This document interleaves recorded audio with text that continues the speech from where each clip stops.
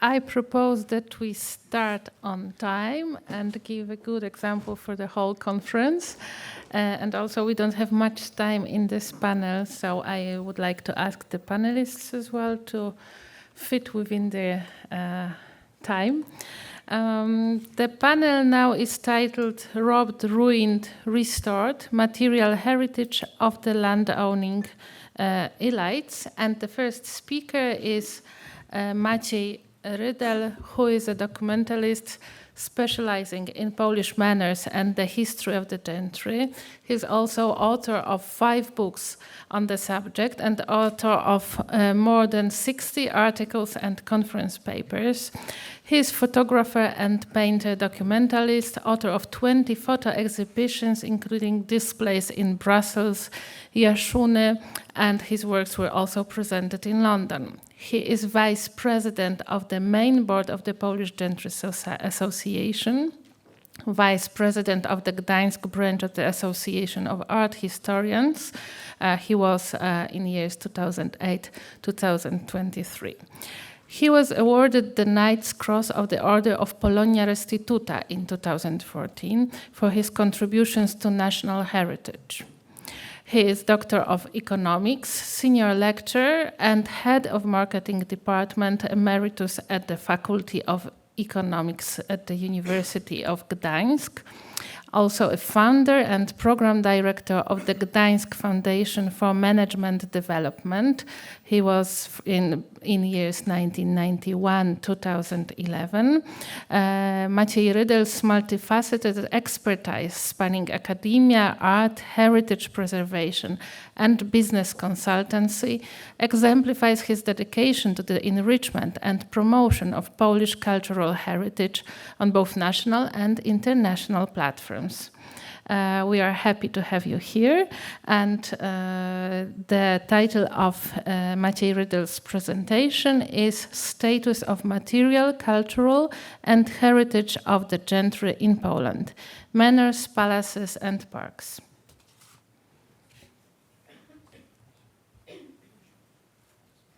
Well, good morning, everybody. I'm pleased to start this conference with a presentation of mainly material heritage, and I will try to answer some questions which have been put in front of us. The paper which I'm reading provides a general examination of the current state of manor houses and palaces in Poland, and some figures about owners as well.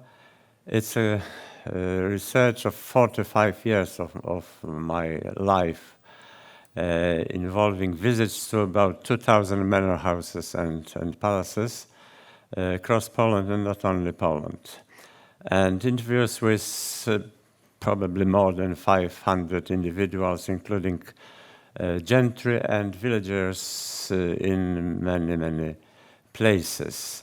I'm focused on smaller estates, not aristocratic palaces, but as well it will appear here. And I hope that this paper can serve as an introduction to further papers. So I illustrate the more important content with photographs. I'm a photographer and collection. My collection is about 40,000 photographs of manor houses and palaces, parks, and so on, which I do since 1977. But first of all, some statistics. Here you have the main statistics of situation of former gentry and nobility manor houses and palaces in Poland. Divided into 7 groups belonging to the descendants of pre-war owners is the first group. It's about 110, of which continuation, this is what I call continuation, is the place where there's really some tradition and some atmosphere and anything which is, we can name continuation of gentry life. which is both in the descendants, in the places where the descendants now owners, 35 of them, and in museums as well. The third group, the private owners and private residences, mainly the hotels, restaurants, and so on, so on. I will tell you more about that. I will show some examples of that. There are 450 in Poland generally, but only 40 of them I can call some kind of continuation. Very little, less than 10%. Demolished and ruins and neglected buildings are almost 2,000 in Poland, out of 342, as you see. Local government possesses about 700. There are offices, schools, nurseries, flats, and so on. Agricultural company, farms or other companies are in 70, manor houses and palaces, and other universities, sometimes departments of universities, and so on and so on. In the west of Poland, what was former Germany, this is now about 1,400 manors and palaces. All are included in these figures previously shown. You have to remember that the Gentry land was not only in this, what we now have as Polish borders. And in these borders, pre-war borders, there were about 20,000 manor houses and palaces in Poland. And the landed gentry constituted before the war 0.7% of Poland's population, about 250,000 people. Today we can say about, as concerns descendants, about 40,000 descendants living in Poland. Today, with the contemporary borders, exists this 3,400 manors and rural palaces. Rural palaces, this is important, but not in towns. Estimated number of descendants gentry is less than 8% now. So this is the actual map of Poland. I will start with the first group, which is 110 manors and palaces were rebought and regained somehow by the original families, of which only 35 are rebuilt and inhabited, and only 2 of them live on the land, as it was for centuries. Here you have example of Kurosvenki Palace, and we are happy to have the owner, Mr. Marcin Popiel and his wife Karen here. And in the discussion, I asked him to present a bit about his relations with local people and so on and so on. So this is palace, in fact, the only one belonging to the family from 14th century. So the palace, the place, sorry, not this palace, but the place is in the same hands since 14th century, and have not only agricultural economy, stud farms, a museum of family memorabilia, and own brewery and tourist attractions. So it's living. This is really, and this what you see here is an only example in Poland.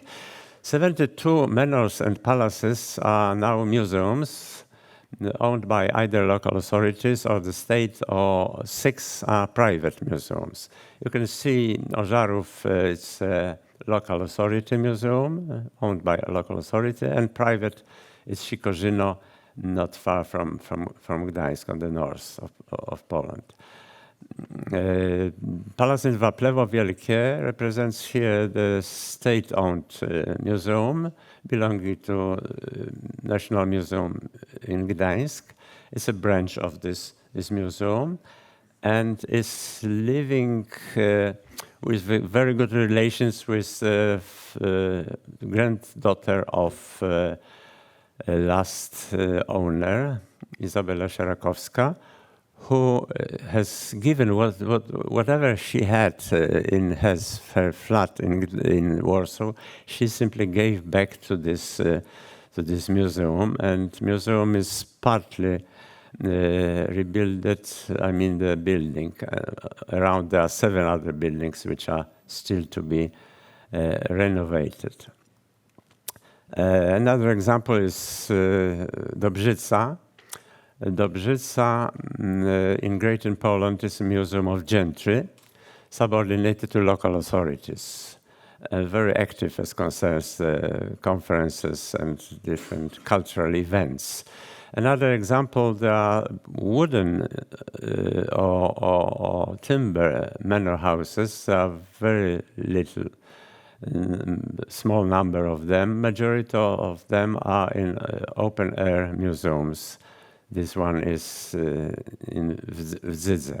Inside, of course, in that cases, this is arranged simply. There's nothing original in this room. It's simply arranged as it is in majority, probably, of museums. Another group, the next group, is 450 manors and palaces, bought and restored by private people, not descendants, but out of that, as we've seen already, 40 are representing traditions and of Polish gentry. This one is example of Tułowice, owned by Andrzej Nowak-Zempliński, painter. So this is his picture of his manor house renovated from ruins. There were just walls there, and as I say, there are only 40 of them. Here, as you see the room of this manor house, very nicely done with professional knowledge, simply, and private collection of landowners' carriages, as well as park. As you see, it's all really done very, very professionally, and represents the gentry traditions. In contrary to that, 400 manors look like that, which are bought by private people doing there some restaurant or hotel, of course called dworek, called manor, but inside there is absolutely nothing, which we can call a manor interior or manor atmosphere or any kind of tradition of manor life. This is what they call the real manor house, of course. And the problem, social problem, is that people go there and they say to me, I've been there on a wedding, and it was in a real manor house. It's like that. Socially, it's absolutely tragic. As you see here, there are many ways of the devastation of manors. My picture from 1990 and from 2000. Here's a private person who lives there, and he has changed it into as it is in his mind. You know what he can. He says that he lives in a manor house. Almost 2,000 manors and palaces are in very bad state, as you see. Very well-known architect Hilary Szpilowski, palace which was bought 20 years ago by private person, and nobody cares. Simply, there's not is interested in saving it. Of course, he was obliged to renovate it, and he did nothing. And I don't know any case when somebody was in any way punished in such situation. Oops, I'm sorry. So those are examples of ruins. Simply, there are majority of them are ruins, all not existing, as you see on my. Simply, I had to paint it because there are only photographs from before the war, and so on, so on. 6,000 manor houses and palaces disappeared from Polish landscape. In 1945, officially there were 9,800 manor houses and palaces taken by the state.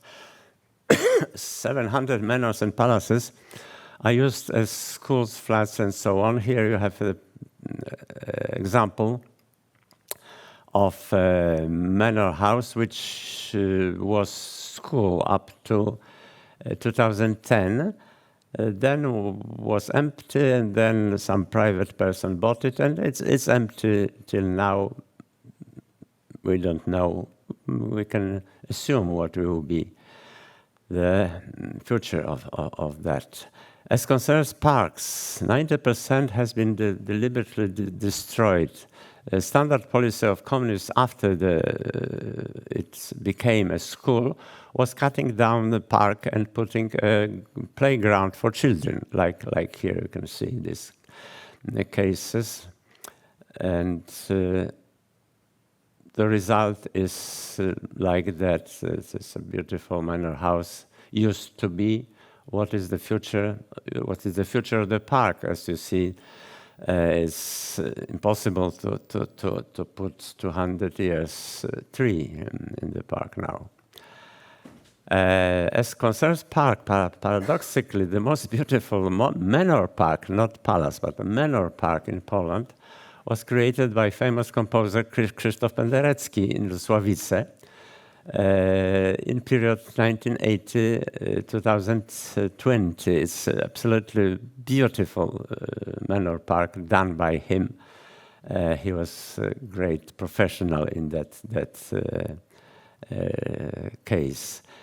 And in as concerns palaces, there are more, probably than 10%, because in some cases palaces are museums and parks are really well kept.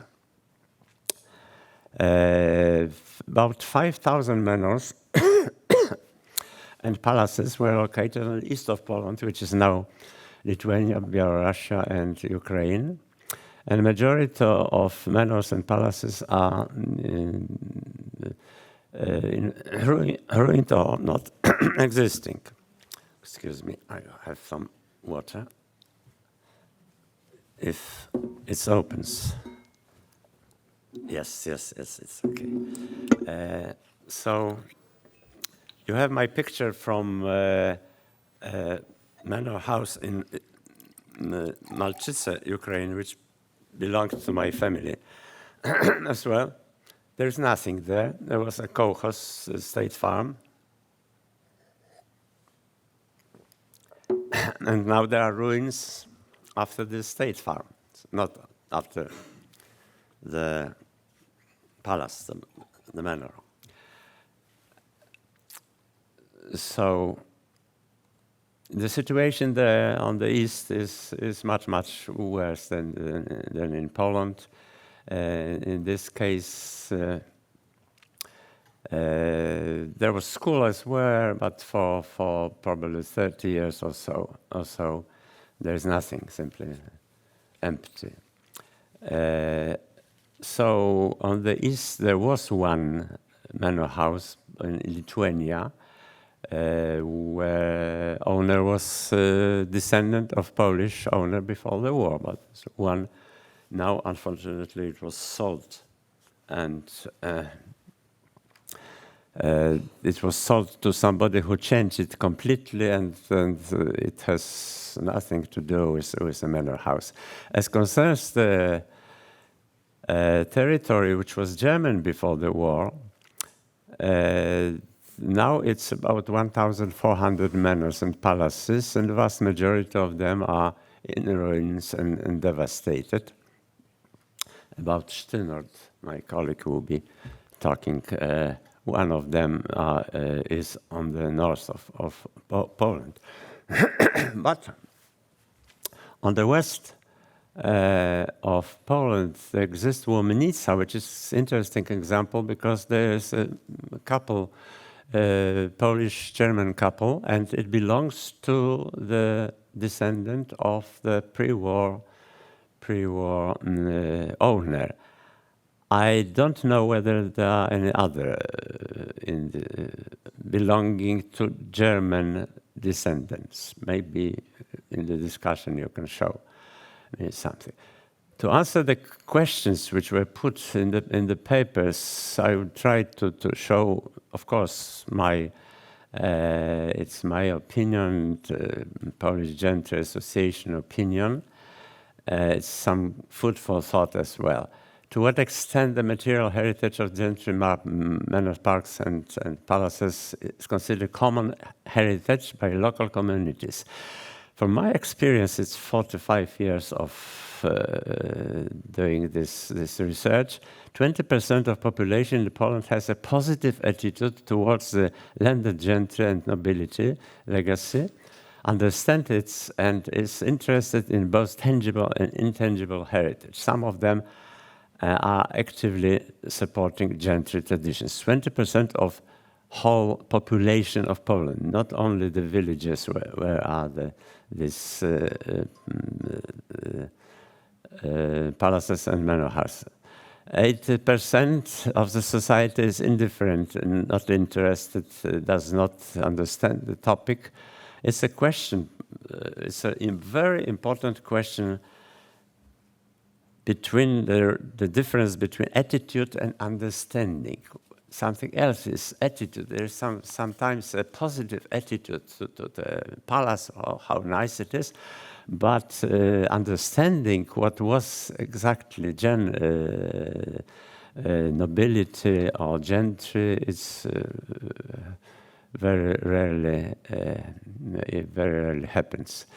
The general perception tends to lean towards considering manor house and parks and palaces heritage belonging to another class rather than to common heritage. The attitude, of course, is different.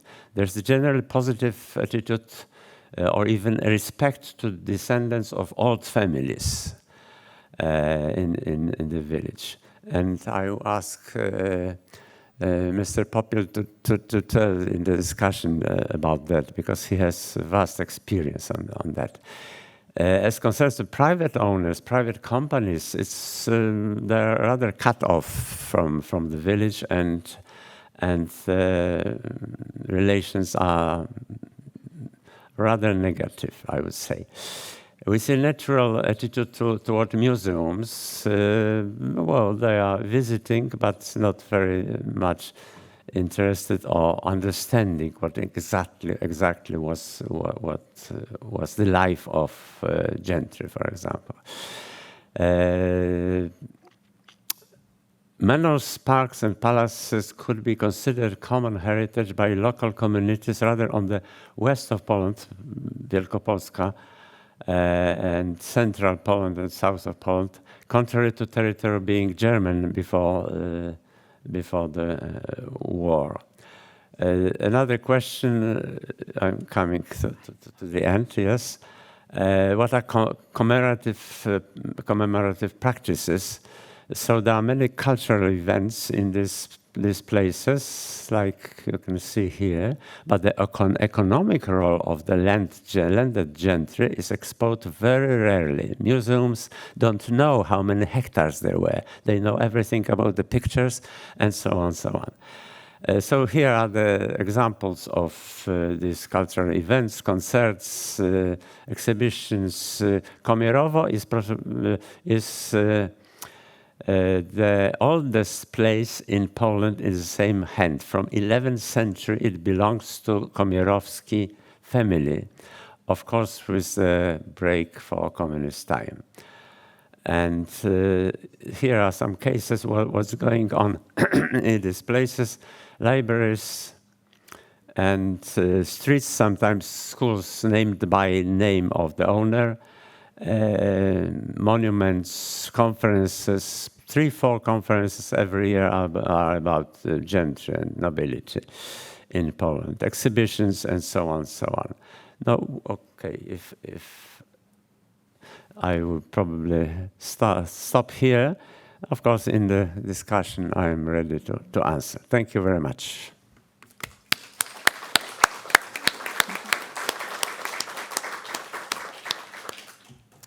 Thank you very much. The next speaker is Anna Damięcka-Wójcik, who is a Germanist, holds PhD in humanities, specializing in literary studies. She is assistant professor at the Institute of German Studies at the University of Warsaw, a recipient of a DAAD scholarship and a scholarship from the cultural attaché at the Embassy of the Federal Republic of Germany, also a laureate of the Young Researchers Award from the Alexander Humboldt Foundation, and a member of the Lehndorff Gesellschaft Sztynort. Her research interests focus on the relationship between memory, identity, and narrative, with the habilitation project addressing the phenomenon of the post-German in the cultural memory of the region. And Anna Damięcka-Wójcik will speak about the Lehndorff Palace in Sztynort, from non-place to post-place. The floor is yours. Thank you for the presentation. Since I'm a Germanist, I would like to present the history of the East Prussian Landowff Palace, which is located in Sztynort in the Masuria region in Poland. After a brief introduction, I will present the concepts of known place and post place.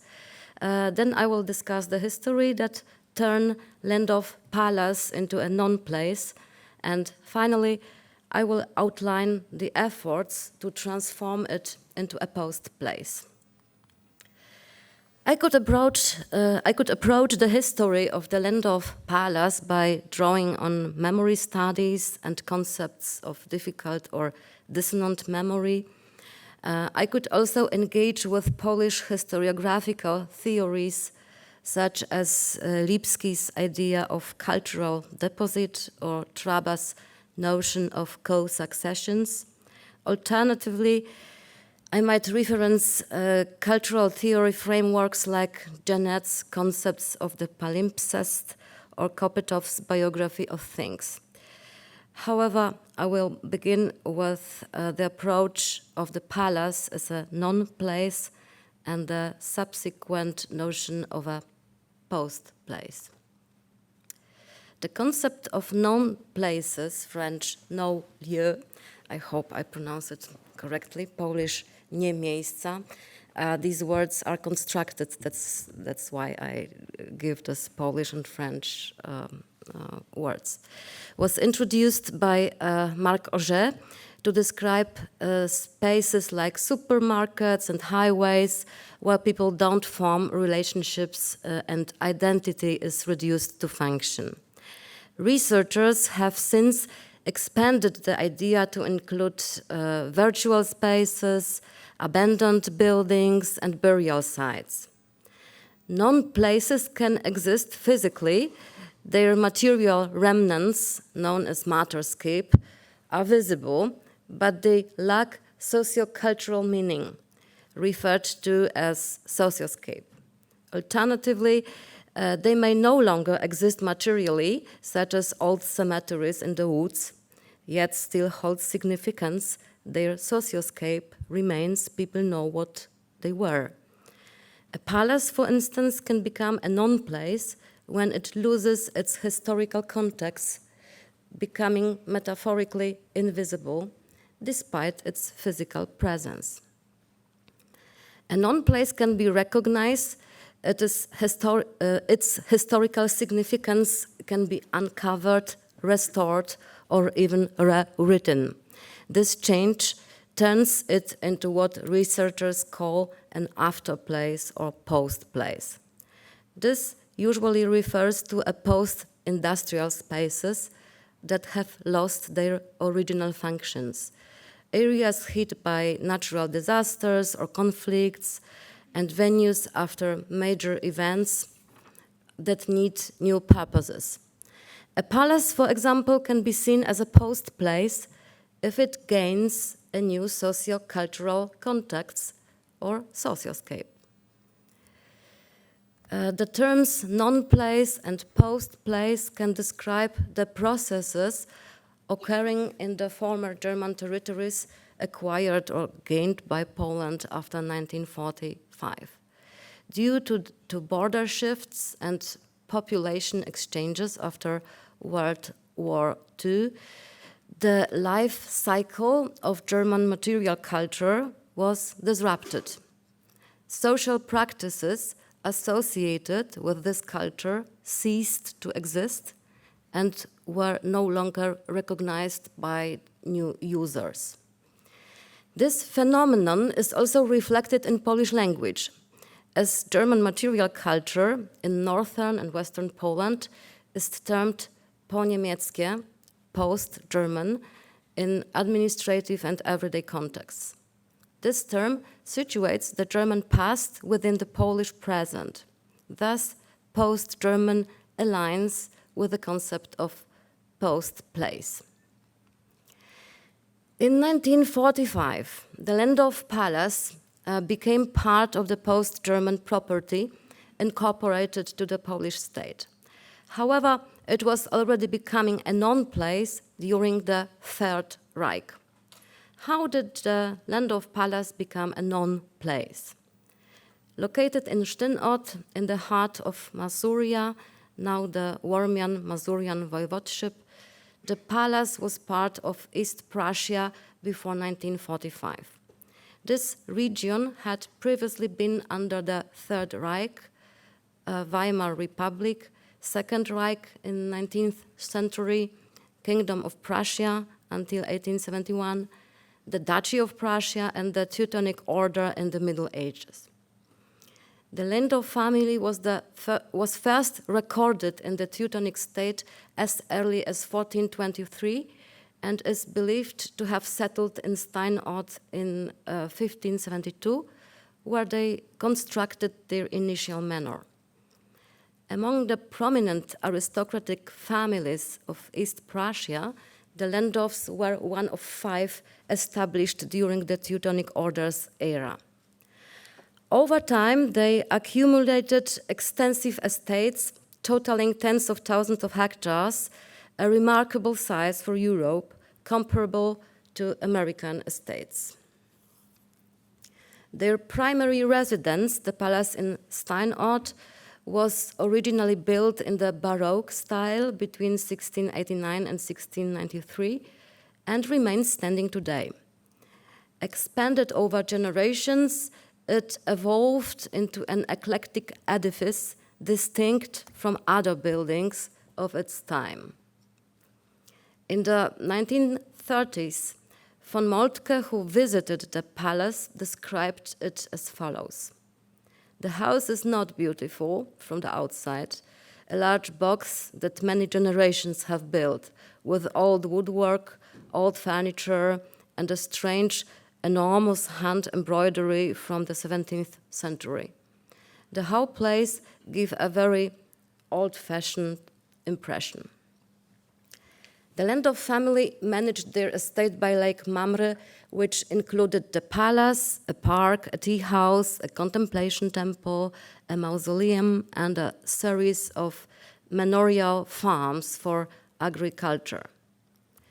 They served the Hohenzollern court as councillors, judges, and royal commissioners, later becoming representatives in the Prussian parliament.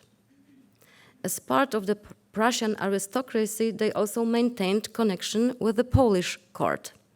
In the 18th century, Ahasverus Heinrich von Lehndorff was a chamberlain at the court of Stanisław August Poniatowski and kept close contact with the Warmian bishop Ignacy Krasicki.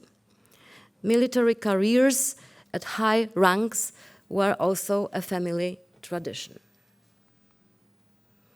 The last owner of Sztynort, Heinrich von Lehndorff, donned a military uniform in 1939 and served as a second lieutenant during the Blitzkrieg campaigns, the invasion of Poland, 1939, the Western Campaign, 1940, and the Operation Barbarossa, 1941. On Lehndorff's estate were constructed bunkers of the high command of the German army, and nearby Hitler built his headquarters, the Walls Lair. During this time, German Foreign Minister Joachim von Ribbentrop requisitioned the palace's left wing. Meanwhile, Heinrich von Lehndorff was in Ukraine witnessing the brutal treatment of civilians by Einsatzgruppen. This experience prompted him to join a conspiracy against the Nazi regime known as July the 20th plot or Operation Valkyrie. Due to his prosperous estate, Heinrich returned home multiple times, making Sztynort a key site for the conspiracy.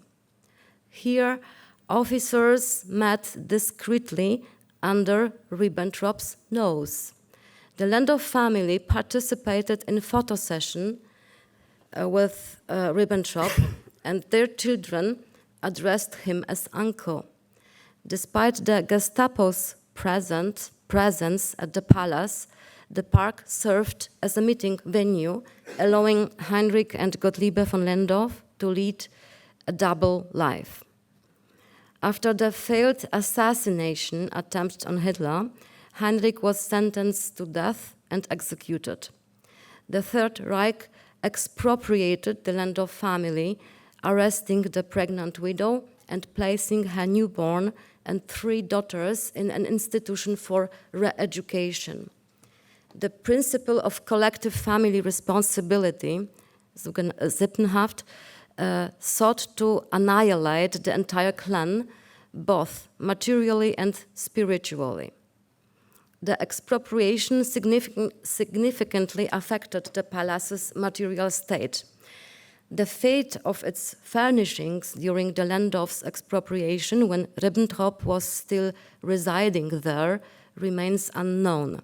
Some belongings were transported to Germany in anticipation of defeat. When the Red Army advanced into East Prussia in early 1945, they found the Lehndorff Palace still not fully emptied.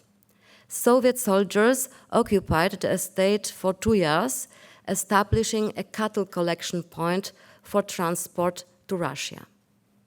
By the time Polish authorities took over, organizing their estate agricultural farm, PGR, the palace had already become a known place with its history largely invisible and intended to be erased.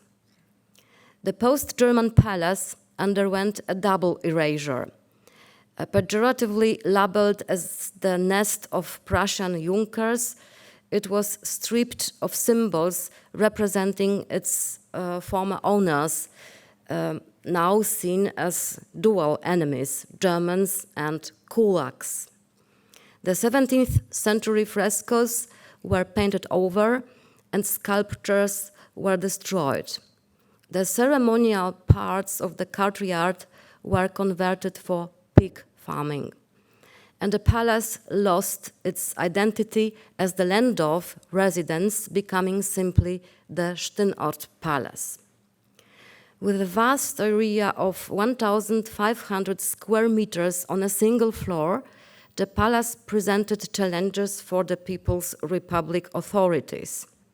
In the 1970s, the state agricultural farm vacated the premises, which then became a water sports and recreation center, initially serving rural youth and local PGR employees.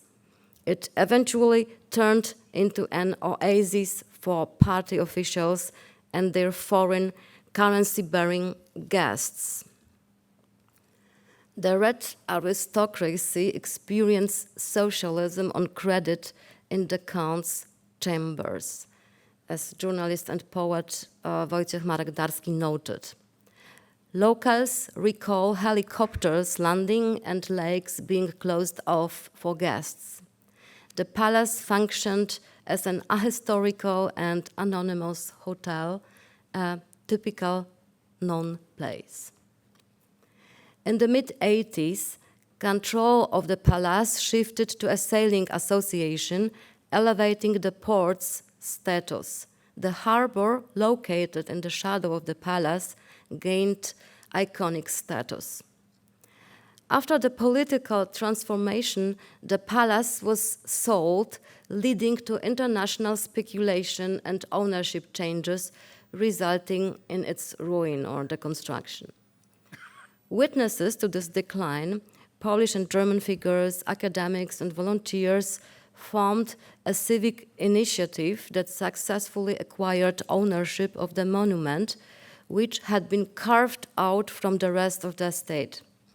With the support of several hundred people, they secured 500,000 from the German and Polish governments to stabilize and protect the site, but it was insufficient for restoration.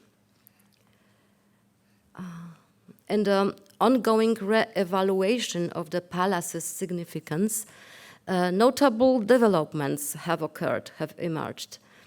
In 1986, at Kriebstein Castle in former East Germany, a collection of artifacts removed from Sztynort before the end of World War II and hidden in a chimney was discovered. In 2010, Antje Vollmer, a German journalist and former vice president of the Bundestag, published Double Life, a book documenting the lives of Heinrich von Lehndorff and his wife Gottliebe. Meanwhile, the Berlin-Brandenburg Academy of Sciences has been conducting a long-term project to gather documents from the dispersed Lehndorff archives. The Herder Institute is also funding an oral history project to explore the palace's history and the present time. For the past 5 years, the activist initiative founded by Hanna Wadle, she's with us online, I believe, has organized an annual festival at the palace aiming to rebuild its social landscape. The event attracts cultural and artistic figures who, in addition to hosting concerts, lectures, and discussions, have produced a theatrical work using VR technology and developed a concept to transform Sztynort into a center for European dialogue and good neighborhood and seat of Academia Masuria. In Germany, the memory of the July the 20th plot was shifted significantly. Once seen as traitors, the conspirators, when only officially commemorated after 1989. The plot gained global attention with 2008 film starring Tom Cruise as Klaus von Stauffenberg. Today, the palace draws Polish and German tourists curious about its hidden history. For Germans, the palace is both a symbol of the assassination attempt and a relic of Prussian aristocracy, giving it a post-placed status in German memory. In Poland, the narrative is less defined. While Heinrich von Lehndorff's story is compelling, it clashes with Polish historical policy, which views July the 20th conspirators as Nazis. Following the commemoration of the 80th anniversary of the assassination this year, a journalist in Rzeczpospolita questioned why Poland should aid in reconstructing German memory politics. Yet local sentiment reflects a connection to the palace. Residents refer to Heinrich as nasz Heini, our Heini, suggesting a developing regional memory that links Polish settlers to the Wehrmacht officers' story. Returning to the concept of known place and post-place. In the post-war period, when the palace was still in use, its matterscape remained intact, but its socioscape had been erased. Today, while the socioscape is revived, the materiality remains unusable.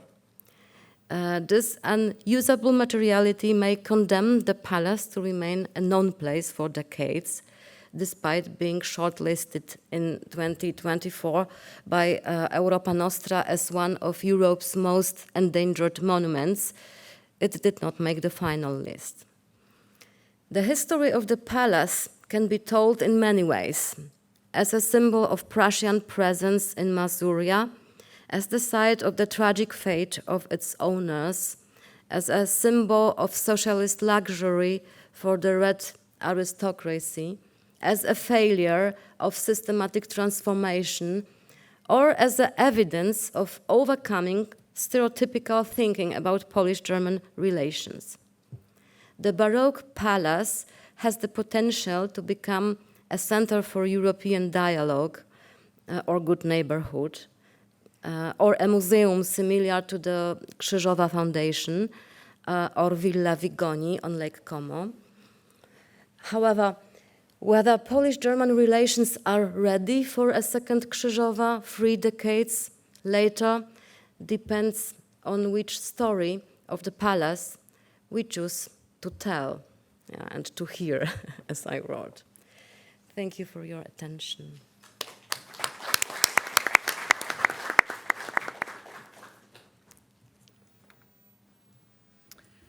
Thank you very much. And so we move on to the third and the last presentation in this panel. Then we will follow to commentary. And the third presenter is Ewa Manikowska, who is associate professor at the Institute of Art of the Polish Academy of Sciences. Her research interests focuses on the history of collecting, survey photography, cultural heritage, and restitution. She has both an academic and a museum curriculum, having worked, among others, as a provenance research expert in the National Museum in Warsaw. She is the author of, among others, Sztuka, ceremoniał, informacja, studium wokół królewskich kolekcji Stanisława Augusta. The title has a known translation into English. Photography and Cultural Heritage in the Age of Nationalisms, Europe's Eastern Borderlands. And also Porządek dziedzictwa w XIX wieku, polskie pojęcia i wyobrażenia. And Ewa will speak about a topic collecting a distorted tradition. Thank you. I think I will have like an addition to both papers, because I'll be talking about what was inside the Manors, especially collections, and I'll be talking about the center. So let's say I'll be talking what is going on with this aristocratic, I'm talking mainly about aristocratic heritage, the most noble collections kept in Warsaw, in Krakow. And what I'll be talking about, like my conclusions can as well be easily also applied to the fate and to the understanding of German heritage in Polish museums. So it's like the same, like my conclusions. And I'll be asking, like my main question is about the responsibility of the state and of professionals, especially museum curators, art historians, and so on, for this heritage and for how people, for the perception of the people, with 80% of the people who don't know anything about it. So this will be, I'll show this responsibility. So one of the aims of this conference is to explore the contemporary relevance of the heritage of aristocracy and landed nobility. Warsaw, indeed, presents a challenging venue for such a discussion. Today, the city's landscape and its surroundings are marked by former aristocratic residences, which following the end of the Second World War were nationalized and repurposed for public use, including administrative offices, schools, libraries, and museums. The latter, in center of this presentation, are filled with artworks, books, and artifacts that were nationalized from estates and collections in the post-war territories of Poland, encompassing not only Polish aristocratic holdings, but also those belonging to Jewish, German, middle-class, ecclesiastical communities, and dissolved institutions. Furthermore, nationalized artistic and historic objects and collections which testify to the former splendor of Polish aristocratic culture also occupy the spaces of institutions such as the National Museum in Warsaw or the Łazienki Palace in the same city, which were designed prior to the war to house state or civic museums, libraries, and archives. And National Museum in Warsaw is just like a really, let's say, a symbolic place when we talk about nationalizations of collections. This paper will focus on the heritage of Polish aristocratic collections currently preserved in memory institutions, particularly in public museums. However, I will not delve into the legal issues surrounding nationalization and reprivatization, nor will I explore the lengthy and intricate history of restitution claims made by the heirs of families such as the Branicki, Krasiński, and Potocki from Krzeszowice. Instead, I will examine the contemporary value of this heritage. Specifically, I will investigate how aristocratic collections are researched, protected, and popularized within the public institutional framework. By focusing on 3 case studies, I will address the foundational aspects of any collection, its integrity, provenance, and connections to the original, often very complex context and meanings. First, using the example of the Potocki family collection from Krzeszowice, I will illustrate how the process of post-war nationalization and the disintegration of Polish aristocratic collections has been experienced in post-1989 Poland. Second, using the exceptional 1994 bequest of Karolina Landskorońska as an example, I will demonstrate that the provenance and integrity of collections are not regarded as fundamental values in contemporary Polish museum practice. And my third example pertains to the recent museum acquisition policies and their impact on historical holdings. So the collection of the Potocki family from Krzeszowice, this is one of the very important Galician families with a very, with also an important city in Krakow, is both symptomatic and exceptional in many ways. First, it is a rare example of a 19th century Polish private aristocratic family collection that has survived almost intact to our days. It was enriched over the years by representatives of successive generations, both female and male. So it reflects a wealth of cultural and artistic interests, ambitions, and passions. Among these are Zofia Potocka's dedication to travel and her appreciation for the Italian school of painting, or Katarzyna Potocka's friendship with Jan Matejko and her historical interests, as well as Andrzej Potocki's commitment to archives and numismatics. The collections also mirrors the family's roots and noble traditions, its kinship's connections with other aristocratic families. So we have in this collection, before the war was kept the Archiwum Publiczne Potocki. This is a very important archive, which before was kept in Warsaw, in Wilanów. So, and also its cultural, political, and scientific networks and friendships. Despite the fact that the Potockis did not establish any legal or financial means to protect the integrity of their collections, housed in the estate of Krzeszowice, which is nearby Krakow, and their residences in Krakow, these items were neither sold nor dispersed until the end of the Second World War. Importantly, they cared for and studied, while simultaneously being regarded as an integral and significant element of interior decoration and essential components of everyday life. During the war, both the Krzeszowice and Krakow residences served as seats of the Nazi authorities.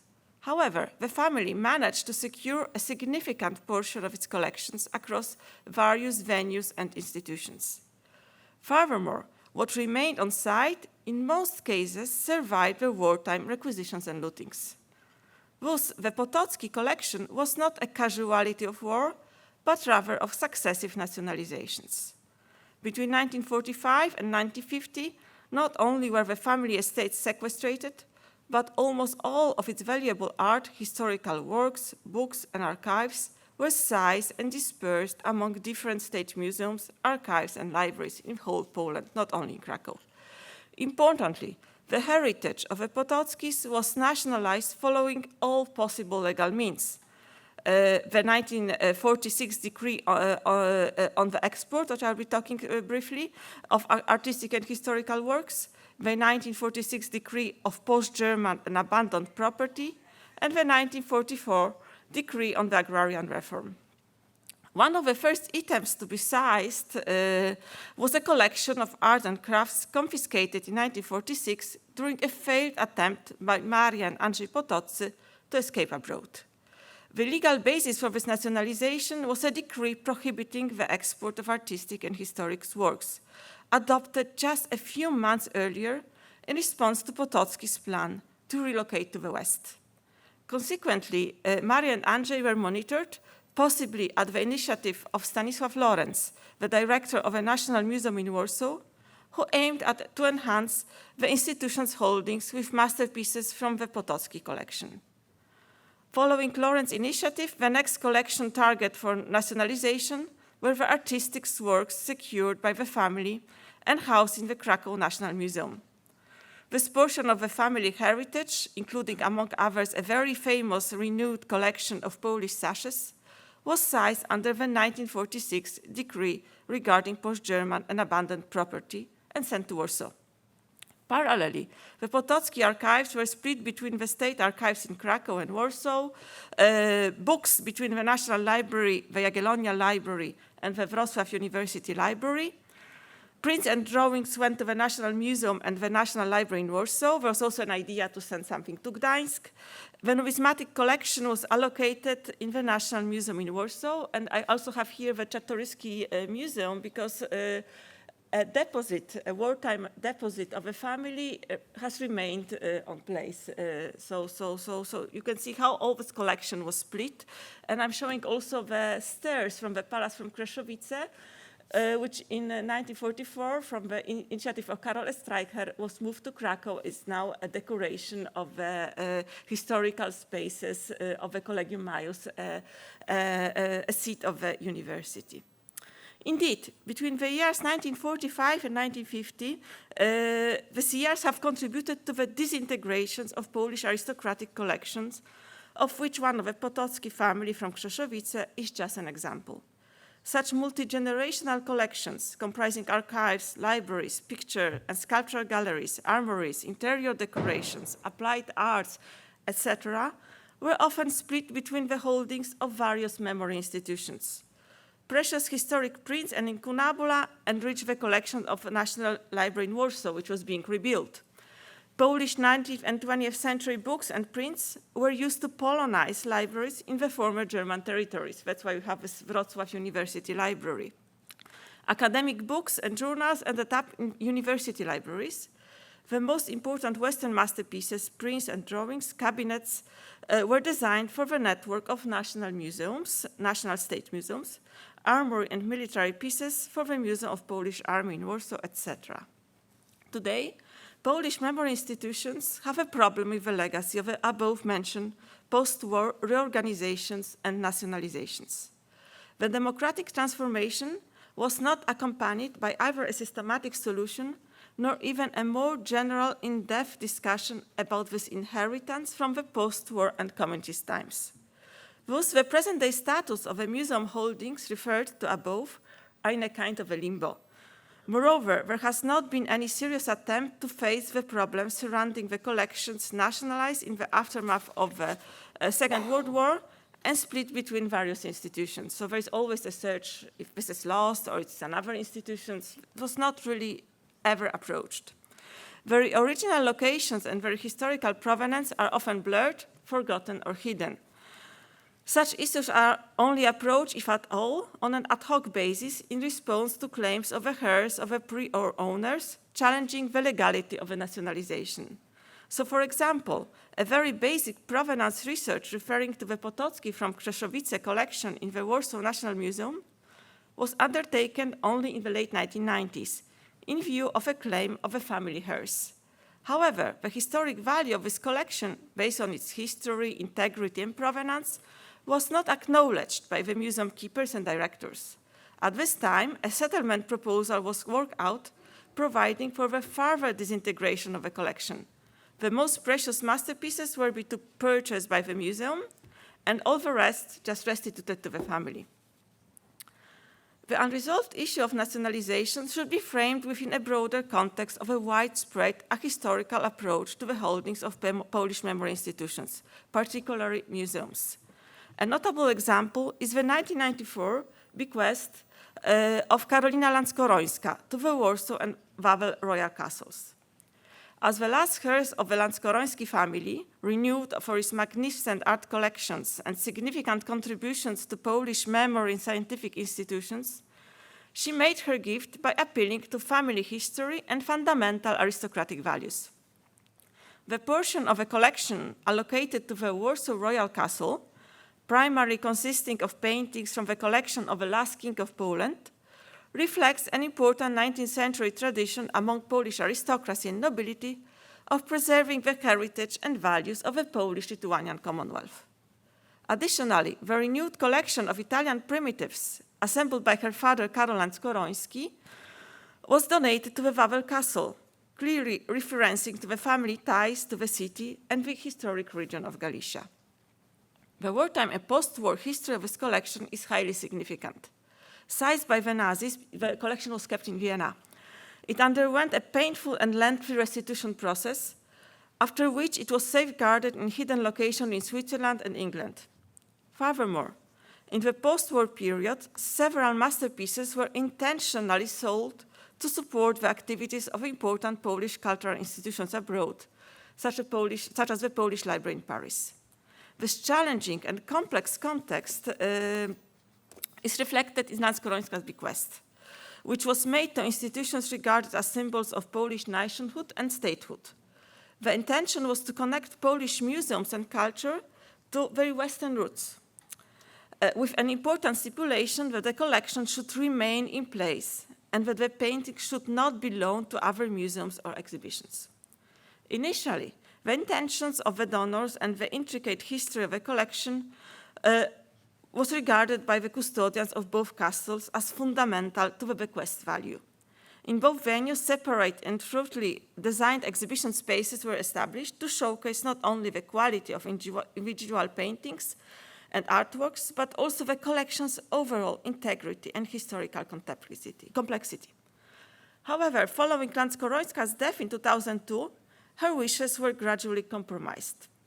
Initially, the collection's masterpieces, such as the two Rembrandts in the Royal Castle, were loaned by both castles for exhibitions organized in Poland and abroad, even as such far as Japan.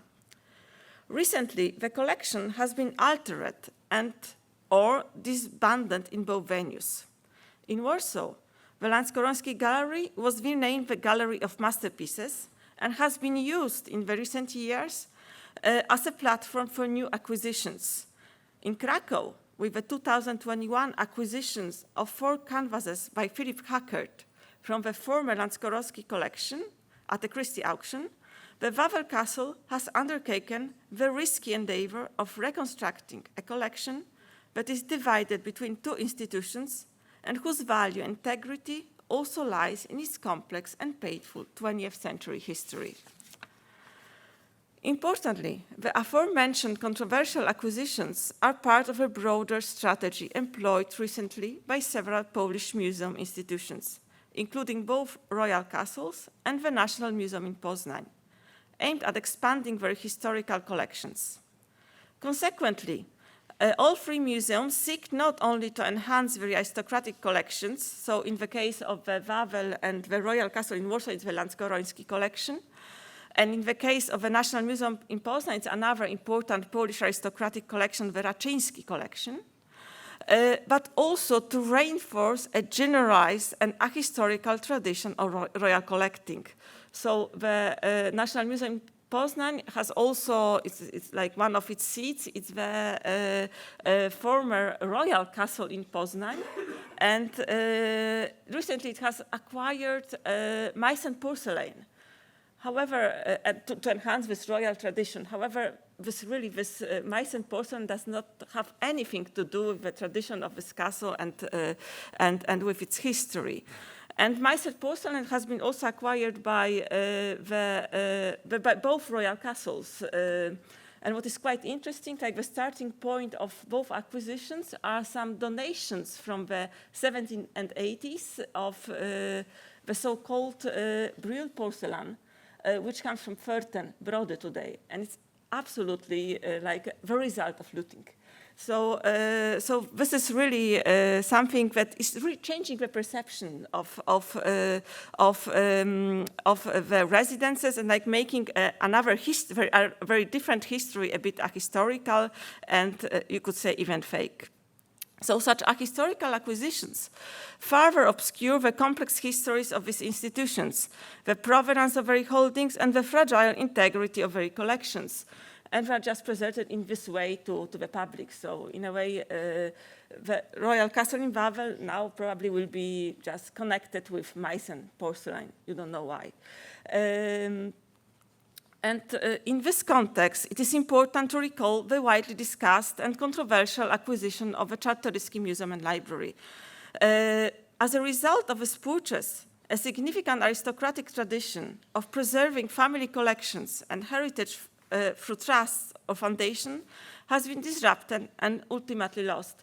And what is important and very sad, this acquisition was also like presented and even recently recalled by the Minister of Culture as the acquisition of Leonardo.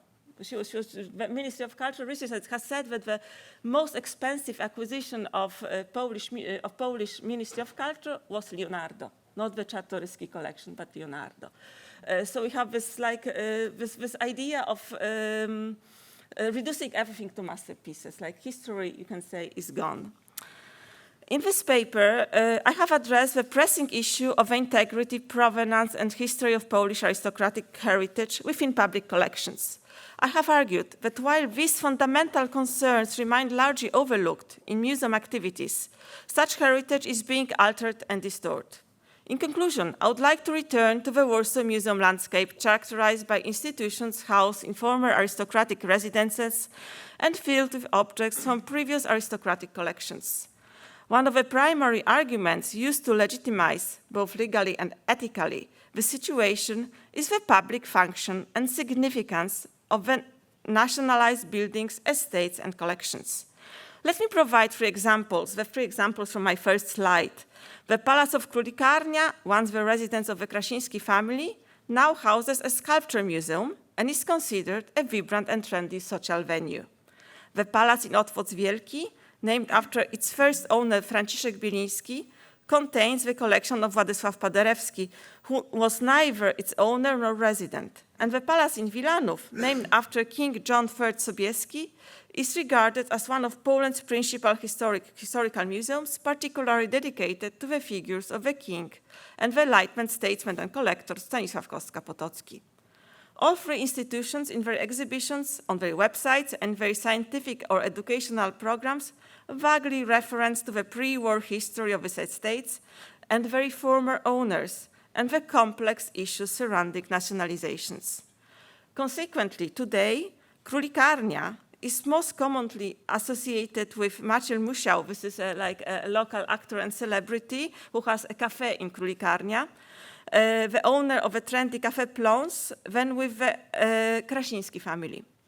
Similarly, Wilanów is today linked to Omena Mensah and Rafał Brzostka. These are millionaire Polish celebrities who organize fashionable charitable auctions in the in the gardens of the palace, then with Anna Branicka-Wolska, the last heiress of the family, who lived and cared for the palace before and during the war. Thank you.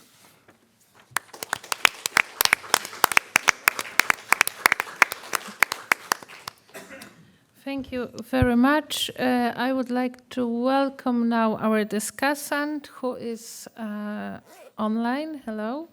Paul Zalewski studied art history, archaeology, and architectural conservation in Toruń in Poland, Bamberg, and Heidelberg in Germany. He worked as a building archaeologist in a research project of the German Research Foundation at the University of Bamberg. He received his doctorate from the Berlin Technical University for a history of the medieval and early modern urban structures of the town Schmalkalden. In 2009, he has been appointed professor for heritage studies at the European University in Frankfurt. His recent scientific interest lies in the architectural history of the modernity in Germany and Eastern Europe, especially in combination with social and political history. He is a member of several professional associations in Germany and Austria, and author, co-author, or editor of a few books and more than 100 scientific articles. Apart from his scientific work, he has been involved in practical conservation projects in Germany, France, Romania, and Poland. And the floor is yours. Thank you very much. I hope you can hear me. Yes, we can quite hear well. I suppose that it can be some interruptions in the internet connections. I cannot exclude it that the internet works perfectly. So thank you for being here and for having this privilege to give my comments on the three presentations. All of the three presentations were quite different and related to in the scale and in the depth of the consideration were quite different. But in this case, I see it is maybe a merit that we had this kind of mix of presentation. But before commenting directly on this, on the contents of the presentations, I would like to address first the expose of the conference, which is, to my taste, written very well. I really appreciate this expose. It's really one of the best exposes and one of the sentences in this expose is, I quote, "The opening hypothesis of the conference is that post-feudal social structures, which were a consequence of the power dynamics between the landowners and peasants, can be examined through a perspective of the longue durée," which is, of course, a very good target and enterprise. But what is addressed in this sentence is the time. And I'd like to also refer to space, because in terms of space, all the three presentations are addressed or related to Poland and may be applicable also in the Eastern European context. But we have to see this, so to say, this change of situation, which proceeds in Poland in a revolutionary way after 1945.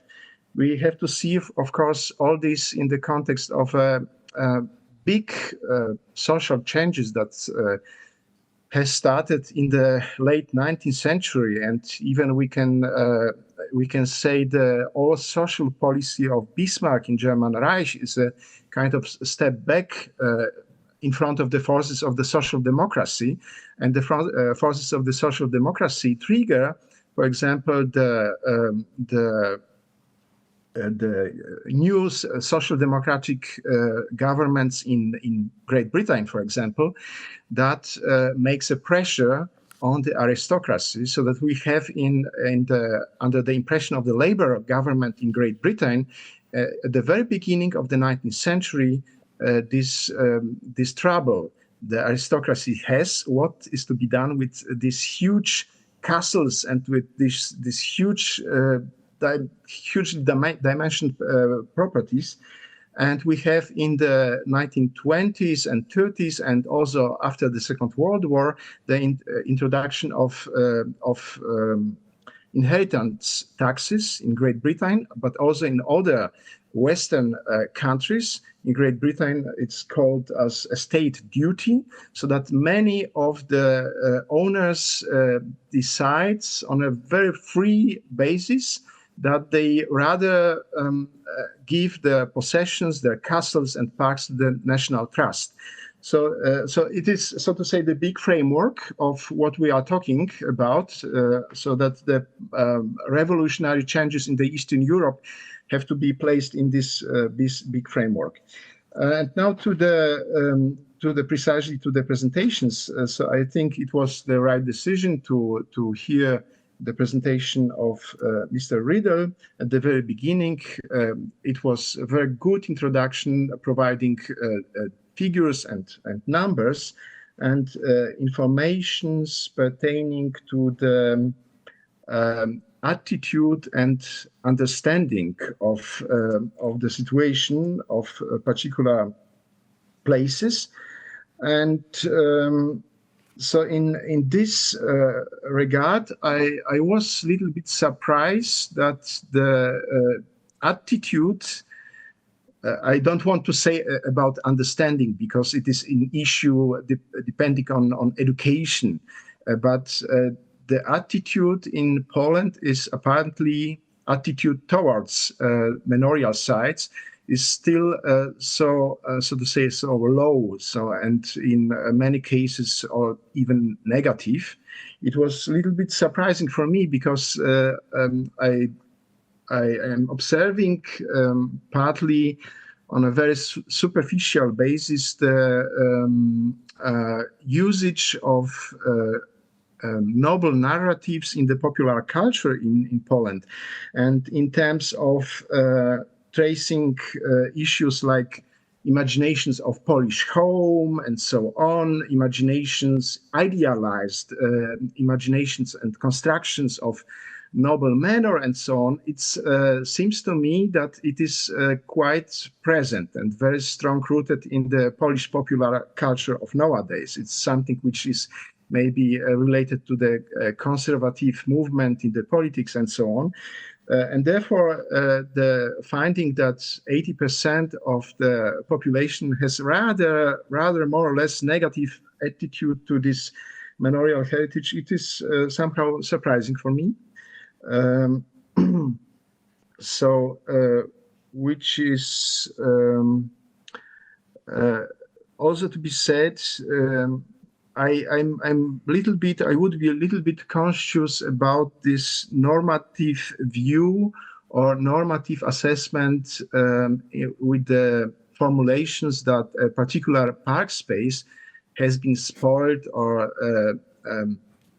distracted by creating the soccer place in the afterwar period. Of course, it is a devastation of the romantic park, and it is not so easily reconstructable structure like this. But I would rather, as a historian, maybe I would rather address it in a very descriptive way, not normative ways, or rather in a descriptive way, because probably for the population of that time, it made more sense to use these free spaces as a soccer places than as a romantic park for which there was zero understanding what is romantic park for population, peasant populations coming from different cultural contexts, maybe from the eastern part of former Poland. And the reflection is also very interesting about the lack of systemic change, or what was the precisely formulation, lack of systemic reprivatization, I believe was the correct expression. There are maybe some very specific problems related to this and reasons that justify this lack, because we can compare it with Germany. In Germany, after the reunification, there was a systemic reprivatization issue or law, that disappeared the majority of the former owners, because it was said that the manors and land possession that has been divided into small parcels and given to the population, even refugee population from Silesia, it is the status quo that cannot be, so to say, questioned. That was the outcome of this systemic reprivatization law in Germany in the 1990 or 1991, and only the families that were, so to say, expropriated by the Nazi government had the right to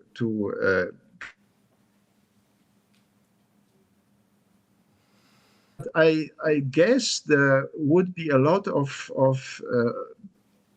property or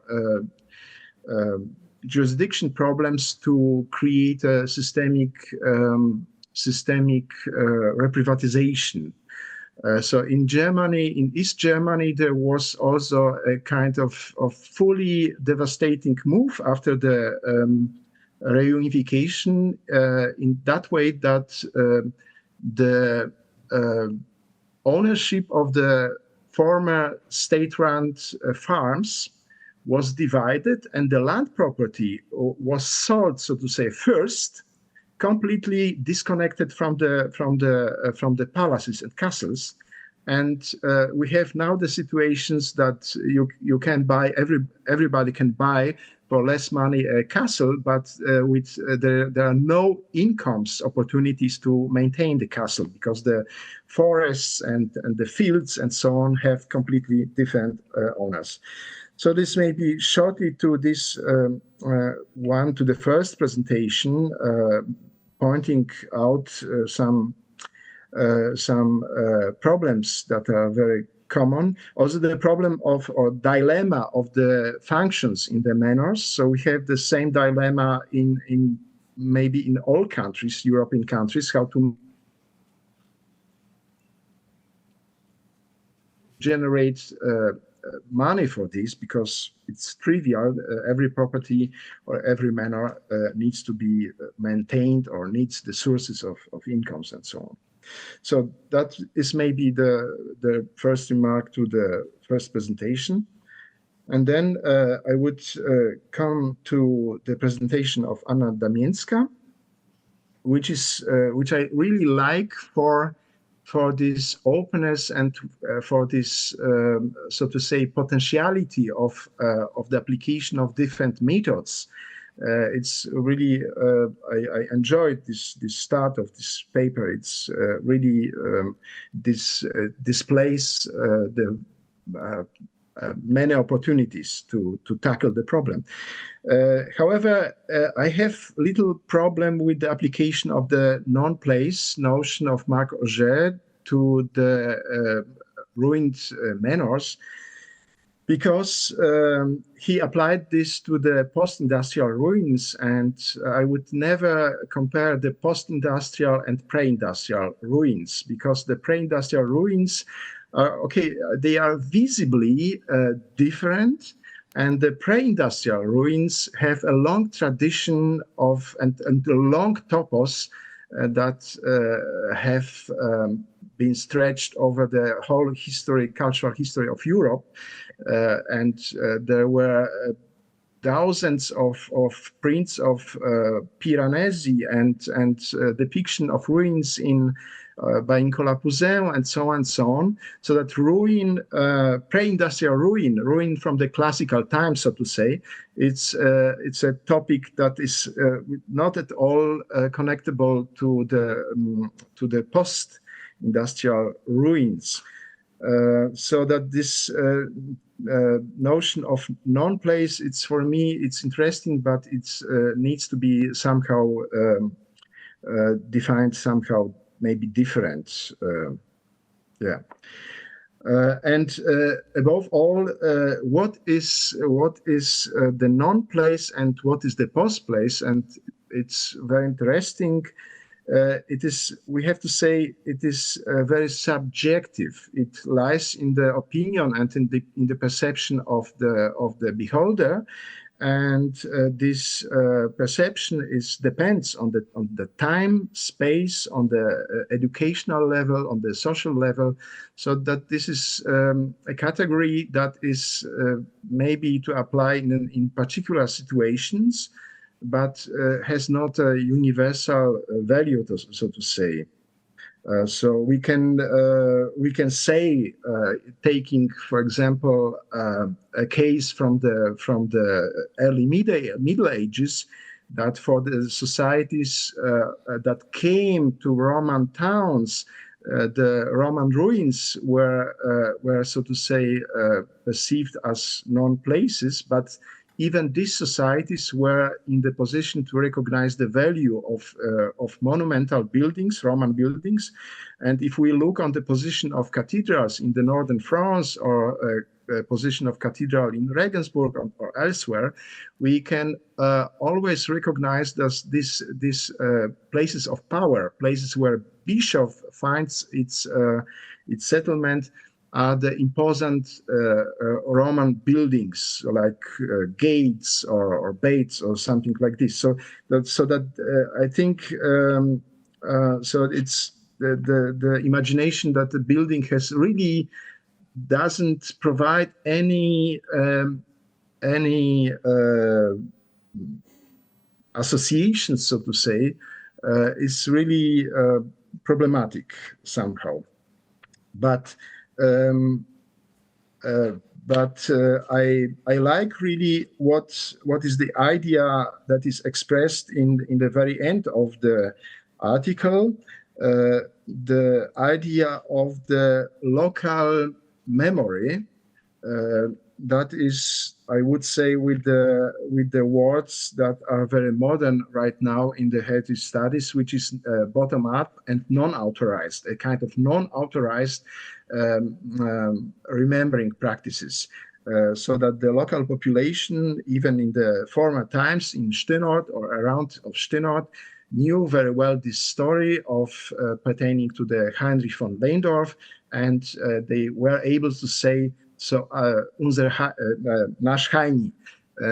So to say, it's really a very, very interesting story. It's really not. Excuse me, can you finish within 5 minutes? Is it possible? Yes. Sorry to interrupt you. Yeah. Yes. So I'm skipping to the last contribution of Eva Manikowska, and so I really appreciate the point of criticism. So I really have the same perspective related to the arbitrariness of how the institutions handle with cultural heritage and with parts of collections. So there were many cases like this, with the spectacular case of buying this Leonardo picture that has been commented in also in the internationally in the press.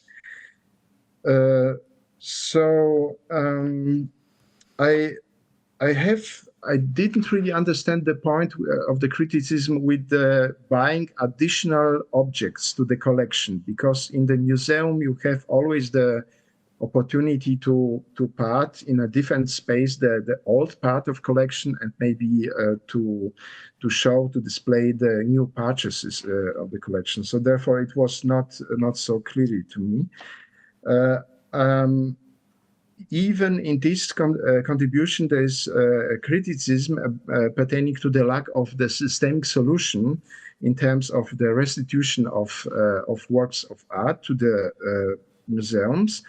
I think that it has specific juristical background, because as we know, every of these thousands of cases has individual history, and it's really a huge work to trace back the history during the restitution processes. So we have, for example, in the biggest foundation in Berlin, Stiftung Preußischer Kulturbesitz, maybe 10 jobs dedicated to the restitutions, but it is job for maybe the next 200 years, and maybe we need the instruments of artificial intelligence to trace back the fates of thousands of individual objects.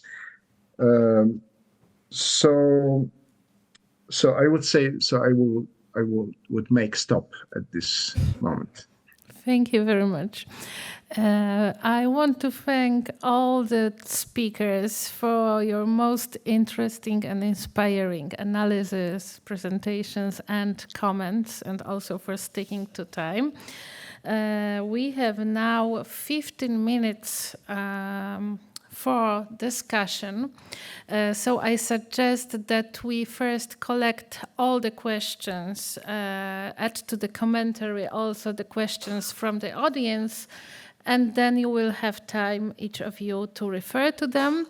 And also, as Maciej Rydel has mentioned, we have here Mr. and Mrs. Popiel in the audience, so we would like to welcome you. We are very pleased to have you here. Thank you for coming. I suggest that maybe you would like to first address some of the points that were discussed here.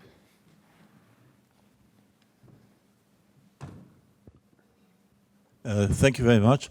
I realize that the time is going fast. So I was asked just to talk a bit about our sociological experience in Skorowenki.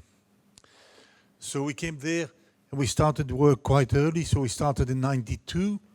We bought whatever we possess now. We had to buy it either with loans or, through przetarg. That means, what do you call that? Auctions. And sociologically, in general, the village where we live, we were not very well received, in the sense that people, we had a Péguière, had taken over the property of the domain, the old pre-war domain, and the village also was not that keen that it came back. We, my wife and myself, Karen, we were quite happy that we were naive and we didn't have a cultural knowledge of the place. So most of these attitudes, you could say, or words, just went over our heads and just carried on, which was really a nice introduction. So sociologically, the beginning was kind of difficult, but we can break up our interactions, I would say, speak for Karen a little bit as well, into three phases. First was the work population. We clearly found out very quickly that doing what we did, in the sense that we couldn't afford contractors, which were expensive even then, and we wanted to give work and work together with the population, we formed a building team and also a hospitality team, which Karen looked after. So those two teams were working. We were working constantly with them. So slowly, the barriers melted, and we had a good camaraderie working together. So quickly, the situation turned in that sense that the people that worked with us and for us were quite positive because, it was work. They wanted to work. They were very keen. Our exchange rate was excellent at the time, which was great. And so we built very slowly, mostly with our own team. Some specialized work we gave out, but mainly with our own team, we did all the transformation. So that part of the sociological interaction was good. You've got to be on the ground at 7 o'clock. You've got to put your boots on and, discuss the things with everybody and supervise. But that's great. That's the good part of the work. The second interaction was with the people that were there. We're not working with them. We just have, contact in church or in different places. So that slowly switched. When some of the people started working, they saw that maybe there is an advantage of being positive about it. So you could say that from a negative attitude or maybe indifferent, now it's a positive attitude. People are happy that something has been produced. They're quite proud of the result.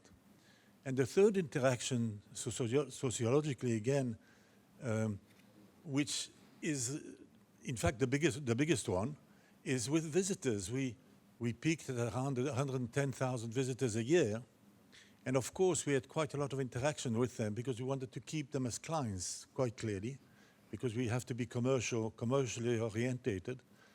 And you could say the tourists, the visitors, is very positive. They're very, very positive, and we found that they were very encouraging. So you could say, although the knowledge was maybe not that great, the attitude was extremely positive. Oh, you're rebuilding this, it's great for the country, it's great for everybody, you know, we enjoy that, and how come nobody gave you anything back, etc., etc., etc.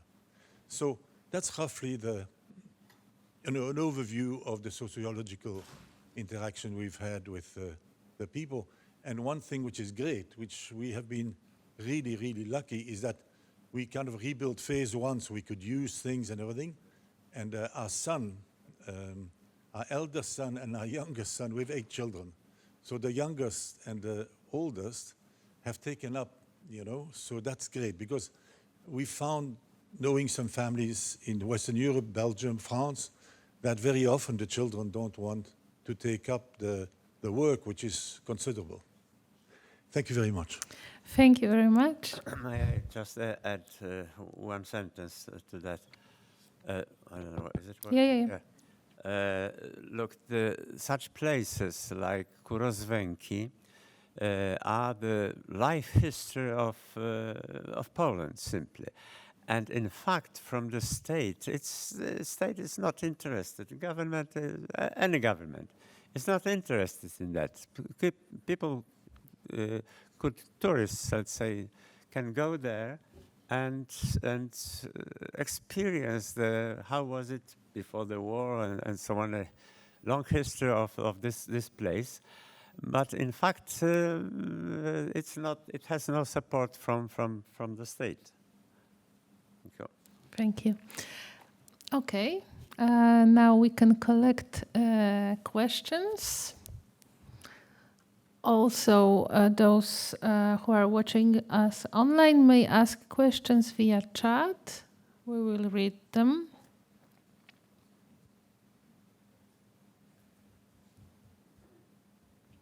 Okay, so I think it's just Clear. I'm good opportunity to give you a word now.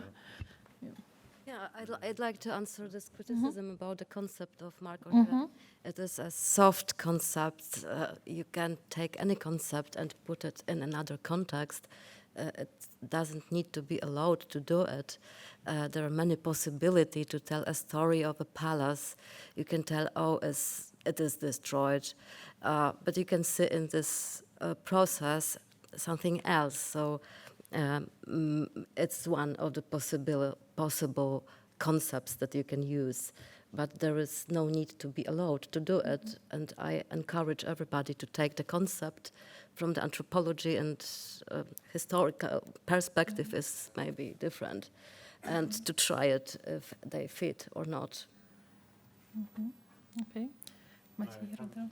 Come back to some statistics. Out of 20,000 manor houses and palaces in Poland before the war, now 150 are some kind of continuation and real life, showing some real life of these places.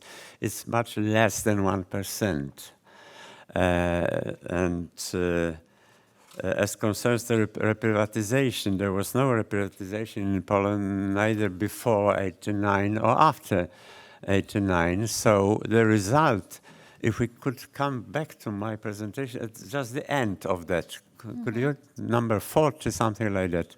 Is it possible? So I will show what are the results. The results, of course, are that people are building some houses, calling it manor houses, but it has nothing to do with that because they don't know. They are not interested simply in that. And hundreds of such houses, and I'm called as a man dealing with that.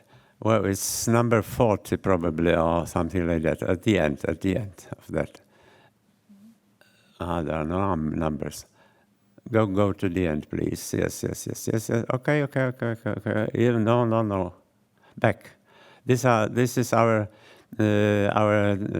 excursion on Saturday. Okay. Back, please. Back. Oh, here.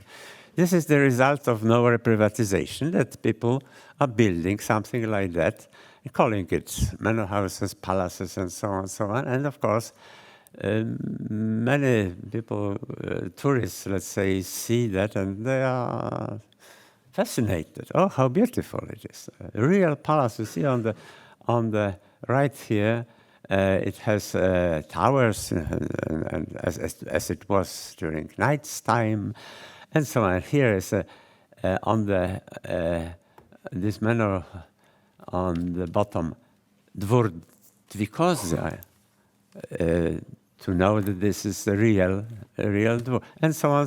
So there is a problem really of the so-called popular culture, which is in fact denying the real history of Poland and the real history. As concerns parks, for example, the question of Mr. Zalewski, that they were used as field grounds.